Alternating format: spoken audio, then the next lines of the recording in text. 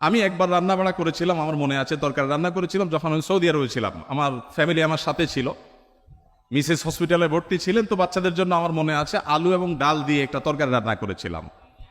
দুর্ভাগ্যের বিষয় যে সেই তরকারি আমি ছাড়া পরিবারের সদস্যদের কেউ খায়নি। বহুত ফজিলত বর্ণনা করলাম, বহুত বোঝানোর চেষ্টা করলাম, বাচ্চারা কেউ সেটা ছুঁয়েও দেখেনি, তারা জাস্ট উপহাস করে ছেড়ে দিয়েছে।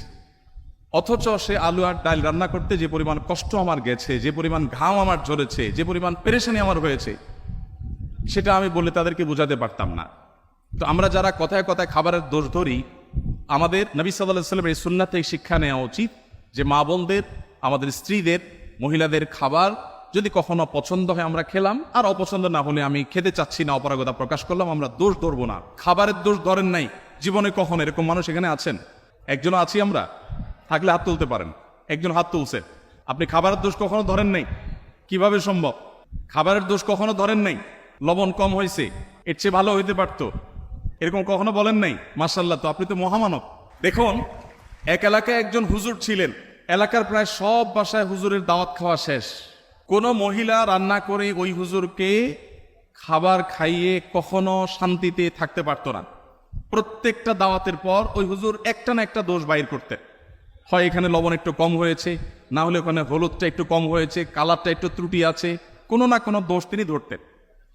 সেই এলাকায় একজন শিক্ষিত পুত্রবধূ এলেন বাহির থেকে। আসার পর তিনি এই হুজুর সম্পর্কে যখন ধারণা পেলেন যে একজন হুজুর আছেন, এই হুজুরের কেউ খাইয়ে সন্তুষ্ট করতে পারেন না, উনি একটা না একটা দোষ ধরেন। যদিও হুজুর মানুষ দোষ ধরার কথা না, নবী সাল্লাল্লাহু আলাইহি ওয়াসাল্লাম সুন্নাহর খেলাফ। যাই হোক, এটা কতটা বাস্তব ঘটনা তাও জানি না, বাকি গল্প হিসাবে শিক্ষণীয় সেই হিসাবে বলা। তো পরে ওই শিক্ষিত পুত্রবধূ তিনি হুজুরের সমস্ত দোষগুলোর তালিকা করলেন যে উনি কোন কোন দোষ ধরেন সাধারণত। সবগুলোকে নোট করে এমনভাবে একটা রান্না তিনি দিলেন যে এই রান্নাতে হুজুরের দোষ ধরার কোনো ফাঁক রাখলেন না, সব পারফেক্ট রাখলেন। এরপর হুজুরকে দাওয়াত দিয়ে খাওয়ালেন। খাওয়ার পরে এবার পুরুষদের দিকে দিয়ে জিজ্ঞাসা করলেন, এবার হুজুরকে জিজ্ঞাসা করো আজকের খাবার কেমন হয়েছে, কমেন্ট করতে বলো। এখন বেচারা হুজুর দেখলেন যে আসলে কোনো কমেন্ট করার জায়গা নেই, তো এবার বললেন যে আসলে এত ভালো ভালো না, এত ভালো ভালো না।